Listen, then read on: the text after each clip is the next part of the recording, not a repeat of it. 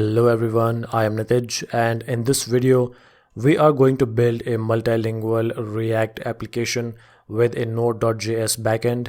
We will implement internationalization, or in short i18n, to add language switching capabilities, making our application accessible to a broader audience.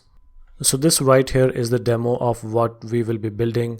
There are two pages in this routing which are home and about. Right now they are in the English language, but we have the links to switch to a different language. For example, if we are currently viewing this website in English, then we can click on this FR link to switch to the French language.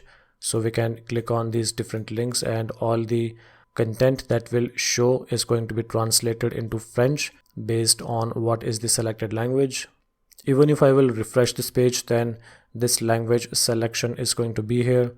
Now let's change to EN and then refresh again.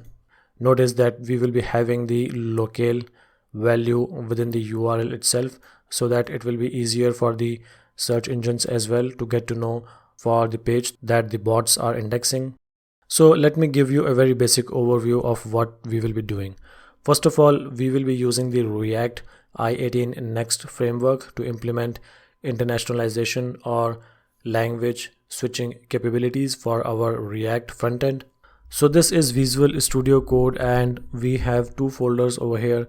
The first one is client and the second one is server. So client already has a new boilerplate React application setup, and in server we have not done anything apart from just initializing a new Node application. So we will start with Node.js server by exposing a translation endpoint which the client is going to use to fetch the JSON files for translating to different languages. When we are done working or building the server, then we will move on to the React frontend, because that is where most of the action is going to happen. In the server, the first thing I will do is to create a new file with the name server.js. Now in server.js, we need to install some dependencies which are going to be npm and then install, and then we will need an express app and also course middleware. So let's install them first. Alright, so let me just fetch the reference of these packages. The first one is the express. We also need to fetch the file system and the path dependencies to access the JSON which will be there in the translated JSON files. And then let's import the course package dependency as well for our middleware. Now first we will create the express application by simply calling const app equals to express, and the port number that we will be using is 3001, because on 3000 our React app is going to be hosted on the local host. Now let's first create the course options object. So course options equals to a new object literal with the origin set to HTTP and then localhost port 3000 for our React frontend. Let's also set the option success status value. So options success status to 200 for our browsers. And now let's use this middleware with app. So app.use course and then course options. That's how we can use it. Now it is time for us to create the translations endpoint that our React frontend is going to use. So app.get, and the path is going to be translations, / translations, and we are going to need a parameter for the language, so lang, and then we will need the callback function, so request and then response. Alright, so now in this callback function, first we will fetch the value of this lang or the language parameter. So that can be done by simply calling request.params.lang. Next we need to construct the file path from where we will be fetching the translated JSON content.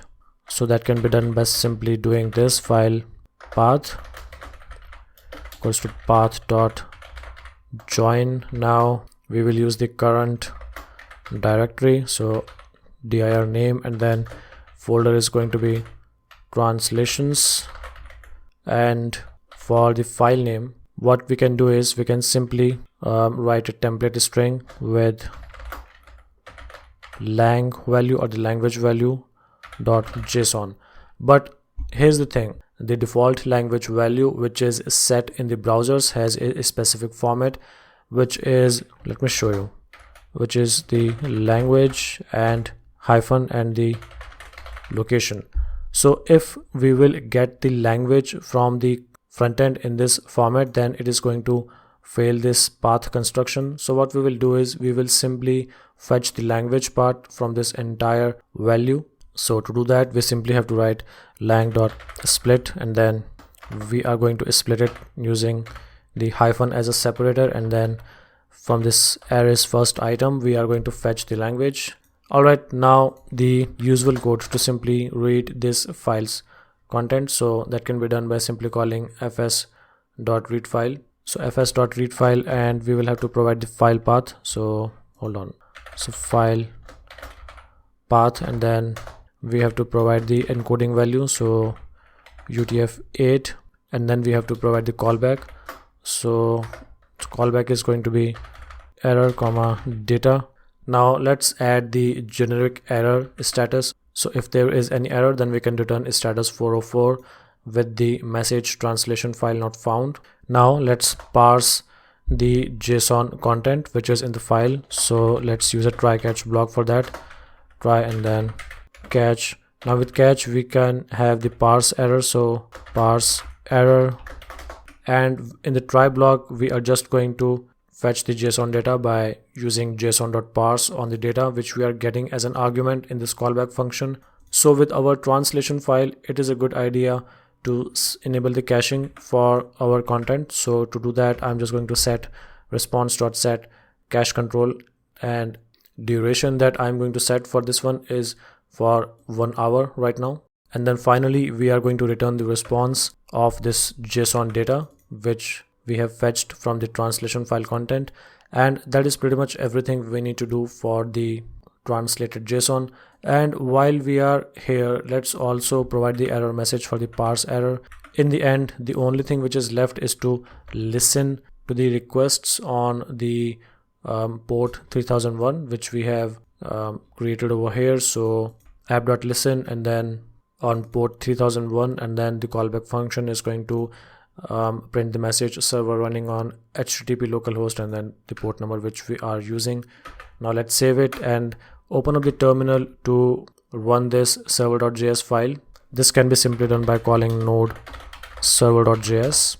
Now there is one thing that we haven't yet done for the server, and that is to create the translation JSONs. So for that I will simply create a new folder in the server folder with the name translations.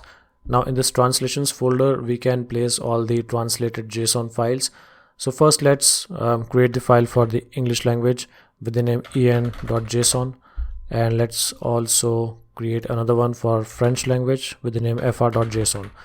Right now I'm not going to add any translations for these JSON files because it will depend upon the content that we are going to have in our front-end application.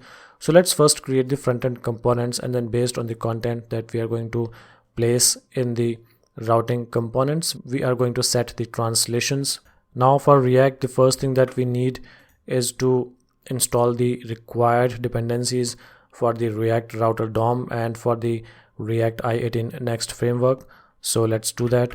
I will be installing i18n Next and i18n Next browser language detector feature, and also the HTTP backend, because we are going to fetch the translations from a server which is our Node server. Then React i18n Next for React based capabilities, and then React Router DOM. Now let's install all of this stuff. So while it is installing, let's start working on the files which are already here. First I will simply clean up the index.js file by removing what we don't need.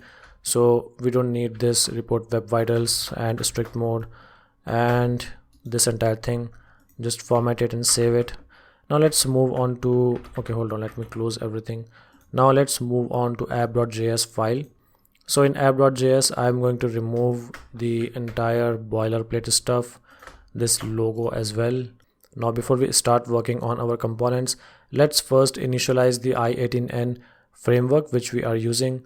For that, what I will do is in the src folder I will create a new folder with the name i18n, and inside it I will create a new file with the name index.js. Now this file is going to be used to initialize i18n framework.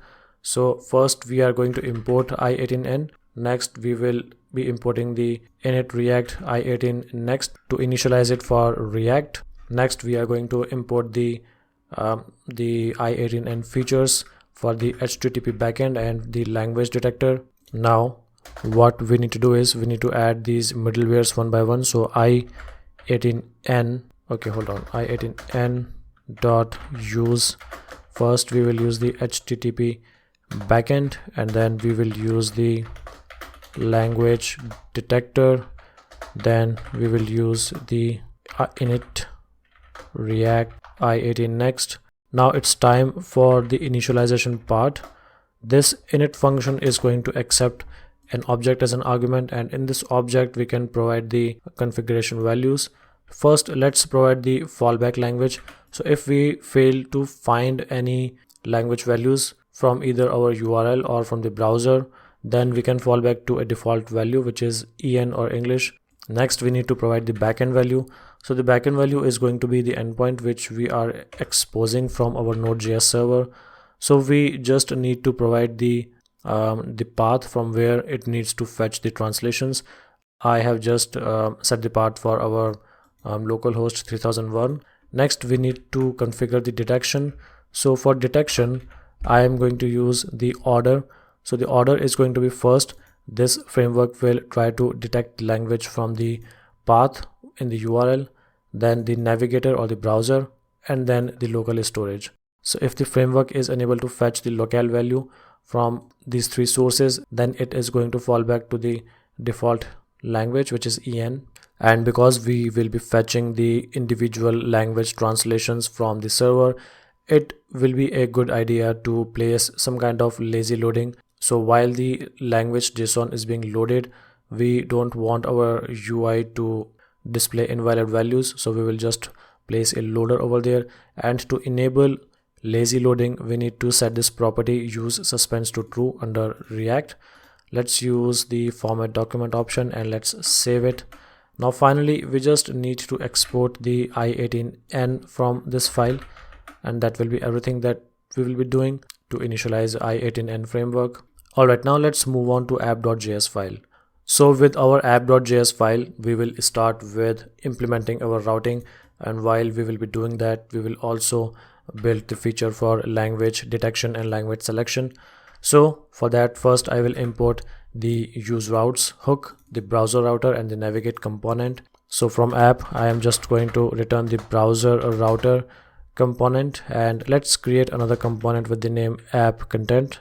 So const app content equals to a new function. Now we need to create this app content because we will be using use routes hook within this component, and we can only do that when this app content is a child of browser router. Alright, so now let's create the routes object by utilizing use routes, and this is going to have an array as an argument.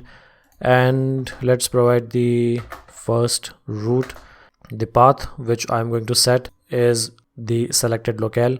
So the path is going to be the language parameter, and the element is going to be a component which is going to act as an entry point to detect the language and then use the language for the child components. So I am going to create a new component with the name language wrapper, which I will build in a moment, but first let's use its name over here. And now for children, in order to test this functionality, I will be creating two child routes after our locale value, which are going to be the home page and the about page. So home page is going to be point towards the route, which is this one, and the element is going to be the component which we will create in a moment. Now similar to that, I'm just going to create the path for about, and I will create the home and about component in a moment, but first let's create this language wrapper. So for that, in the src folder, I will create a components folder, and let's now create the language wrapper. Now inside this language wrapper, let's create a new file with the name, index.jsx. now IFCE shortcut language wrapper. Now, as I said earlier, the role of language wrapper is to detect the language and then use it. So first we will import the dependency for fetching the language parameter value, and also for the outlet component where we will render the home and about components. Next we will import the use translation hook from React i18 next. So we will be fetching the i18n instance from use translation to be able to fetch the values of the current language. Let's fetch the value of the language parameter, deconstruct the i18n property from the use translation hook. Next I am going to use an effect hook, so let's first import it, use effect, and then use effect. Now what we need to do is to check what is the current language in the URL and what is the i18n framework's selected language. If they are not same, then we have to switch to the one which is in the URL. Otherwise keep using the language which is there. So use effect, and then this callback function is going to run whenever the language and the i18n values are going to be updated. So we simply check if the language which is there in the parameter of the URL and the selected language, if they are not equal, then we will simply call i18's change language function to set the current language to the one which is in the URL parameter, and that is all we have to do. Now the last thing which is left to do over here is to return the outlet component. So let's do that. Okay, so now let's create the components for our home and about roots. So new folder, and then home, new file. This is just boilerplate stuff. So index.jsx, and then IFCE home. Similarly, create another folder, about, and new file, index.jsx, and then IFCE about. Now let's save it. Now let's get back to our app.js file to continue what we were doing earlier. Now we need to make sure that whenever the user tries to open the domain directly, then we always redirect to our path having the selected language. So for that, I'm just going to provide the path as the root path. So a / and then for element we are going to provide the navigate element. So navigate, and then to the location is going to be, the location is going to be the the default language which is en, and we have to replace it. Let's also make sure that if there is any path which is not handled anywhere, then we simply navigate to / en as well, but instead of / we are going to use an asterisk which is to match with any other path. And now let's provide the elements for home and for about. So home, and has it imported automatically? No, it hasn't. So import home and import about. So home and about. That is all I think we need to do. Now it's time to implement the lazy loading for our roots while the translations are loading. And for that, when we will be returning the roots, what we will do is we are going to use the suspense component. So suspense, and this suspense is going to have a fallback. So fallback equals to let's use a div with a message like loading translations. So while the translations will be loading, then we will see this message. Otherwise I think we need to provide the closing tag as well for suspense. Okay, so as I was saying, when the translations will be loading, then this message will print. Otherwise the the roots should show. So for that, I'm just going to provide the roots as a child for this suspense component. Now before moving any further, let's first see if our React application is building and we can run it in the browser in its current state. So I'm just going to open up the terminal and I'm just going to execute npm start. So while our application is starting, let's also add the content for home and about pages.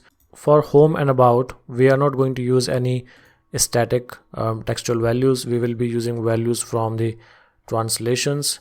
So okay, let me show you how we will be doing that. First, we need to import the use translation hook from React i18 next package, and then we will destructure the t property, which is meant to be used for the to access the translated properties. Now within the div that we are returning, we will simply use or display the title and description, which can be fetched from home.title and home.description from this translation object. Similarly, we can use the same content in our about.jsx file as well. We will simply import the use translation hook, and then for about, we can use or fetch the title and description from a different object property, which can be about. So about.title and about.description. Alright, so it says language wrapper is not defined. Okay, so maybe I forgot to import the language wrapper. Yep, that's the case. So import and then language wrapper. Okay, so now with en or the home page, it seems to be working. Let me just remove this en part.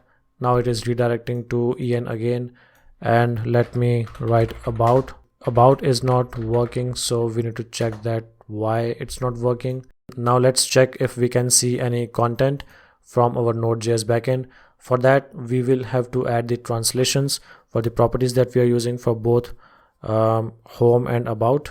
So let's add the translations. For en, I'm going to provide the translation values for title and description for home and about. Let's save it. And for fr, I'm going to just paste the values, the translated values. Now let's check again. Okay, we are not seeing any values over here. It simply means that there could be some kind of error. No, there is no error. So let's check why the home and the about components are not showing up. So guys, there are two issues over here. The first one is I forgot to import this i18n initialization. So to do that, I will simply import it. So import i18n, that is all we need to do to be able to use i18n in our components. Secondly, I used an incorrect path value for our language. This / needs to come before the URL parameter. So let's fix this typo as well. Now let's check our app again. So now our homepage is showing up, and let's try to add about roots value in the URL. So about us is also showing up. Now let's change en to fr and see if we are seeing the translated values. So we are seeing the translated value for about. Now let's go to the home page for fr, and we are seeing the translated values for home as well. Now this is working, but this is not very convenient because there is no way for the user to switch to a different language apart from just manually changing the locale in the browser's URL. To fix this, we are going to add a fixed header at the very top to allow us to navigate to different routes and also to switch to a different language. So let's do that. For that, I will first create a new component with the name header. So header, and then inside header I will create a new file with the name index.jsx. Now with header, the first thing I will do is to simply generate its boilerplate functional component. Now with header, we are going to provide the selected language as a prop. We will also need to import the link component and the use location hook from React router DOM, and I will show you why in a moment. So now let's return our header. Let's also set the class names as well, because we are going to style the header as a fixed header on the top. So for header parent, I'm going to use the class name as header. Now let's add a now let's add a div for our routing links or the navigation links. Let's add another div for our locale options. So class name equals to nav links, and then class name equals to locale options. Now in the nav links div, we just need to add the link component. So this link is going to point towards the home page. The home page is just by appending the lang or the language value after the domain. So let's use a template string over here. So template string and then / and then lang, and that's it. For text we will use home. Now for about, I'm just going to write about in the URL as well. Now for locale options, let me just copy and paste the link from over here first. Now to switch to a different locale, all we need to do is to navigate to a URL having the different locale value. So for example, if the current locale is fr, then we can switch to a different one by simply changing it to en, and that is what we will be doing for our locale options. So for the to value we need to switch to en, but I mean, if we will directly switch to the home page, then the user will be routed from the current page to just home page, so that is going to be inconvenient for them. So what we will do is we are going to switch to a different language in the current page that they are viewing. So for that I will just add a switch language function, which is just a very basic function. So this switch language function is simply going to fetch the path segments, and then it is going to replace the second segment with the new language that we will be using. And over here in this locale option link, I am just going to use the switch language function. So let's just do that. For en, I will provide the argument as en, and for fr, let's provide the value as fr. Now the only thing which I think is remaining is the styling information for our header. For that I am just going to add a bunch of classes for the header in app.css. So let's do that. Let's open up app.css, and in the end I can add these class values, but we need to integrate this header with our layout as well.